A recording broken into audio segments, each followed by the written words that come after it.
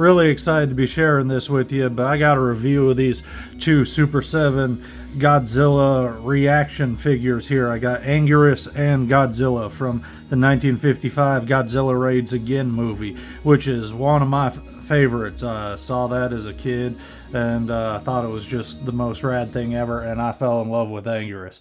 This right here is just this little Japanese two-piece statue that I picked up off eBay about 10 or so years ago, I'd say. I just wanted to feature that in here because it's got both those characters and I love them.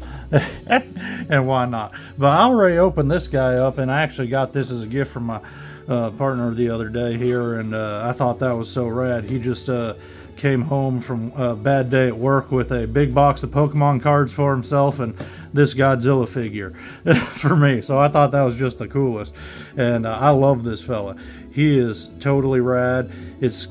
I love this suit because it's just a little bit sleeker, which they did so that he could fight the monster Anguirus in the film, which is cool. But I like it's just a little bit sleeker than the regular Godzilla suit. It still has the ears and the fangs, which are my favorite, and I think a true proper Godzilla needs if not the fangs, at least the ears. But I like the way the spikes look on this guy. It's regular ReAction type of articulation, just the tail there. The legs go up and down, but not too much. Like, you can go all the way up if you really want to, but yeah, it's pretty mellow articulation. So not a whole lot going on there, but more just for the feature of having the fella. And I like this one quite a bit. This is probably my my favorite of the Super 7 molds they've done of these ReAction figures. But he's just a lot of fun. I like how he looks a lot. I have not opened this Anguirus up yet, and I got this a while ago, and I've just been leaving it in the box, saving it for a rainy day to open up. And I figure, just having gotten this one, he goes with this fella, so let's open him up right now. I'm just going to pause real quick to take him out of the package. Okay, so I just got him out of the package here, and like he looks, he can only really do the one pose, which is a little bit unfortunate. You can't really put his legs back and pose him standing up, because we have had him standing up and actually fighting and brawling. But I guess you could, it's just smash them together like you do with a toy, or you can just pose it in a way like doing something like that. But you can't really get him standing up proper, just the on his haunches look.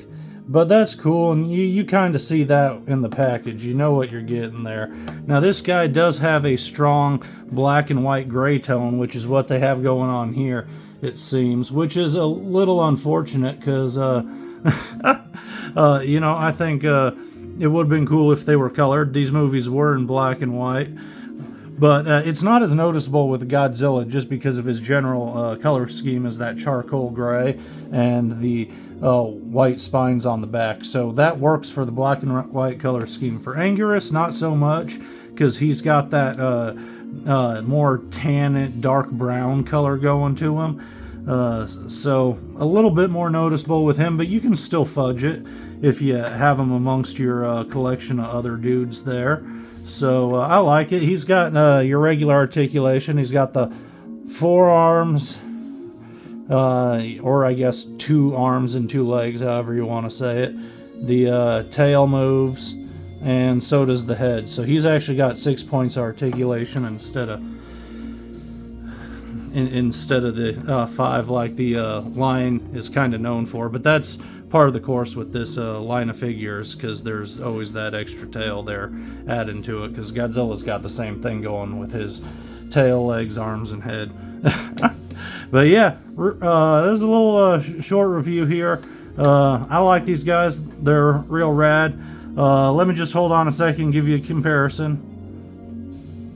So just for a quick comparison, here is the 1954 Godzilla with the American recolor right next to him, and right here is that special color Hawaiian variant Hedorah that we picked up and reviewed the other day.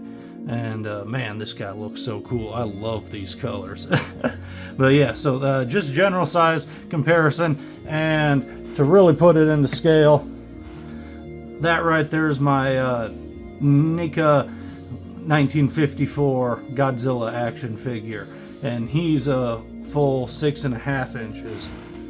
So you know what, why don't I actually pull out one of these fellas and show you. See, there we go, just a little bit over 4 inches there for each of these guys. And Anguirus is pretty short, but what are you expecting since he's hunched over like that? He's just about 2 inches. So ain't that fun? A lot of good figures here though. I really love this line because you're able to collect a whole lot of figures and keep them in a small amount of shelf space. You don't need all that much articulation with these guys. And they do a pretty good job. I have a lot of fun with them. I like them quite a bit, and I give these guys big thumbs up. I just wish they were properly colored, and I don't know about Godzilla. If they do like a full vibrant recolor of him, I might get it, but I'm pretty happy with him as it is. Anguirus I love, but I'd totally get a variant of him standing, and I'd like to see this guy recolored in a more brown color scheme. I think that would have been cool. I regret not picking up the glow-in-the-dark version when I saw that available online before picking up the regular version. So that's a little disappointing. But yeah, these guys are cool. I'm rambled on too long, but I just had a blast with them, and especially this guy, since I just opened him up. I can't wait to mess around with him a little bit more. He's so fun, and just about one of my favorite, if not my favorite, of the monsters besides Godzilla himself. So really exciting. Thank you for joining me, and I'll be showing you more Godzilla stuff later.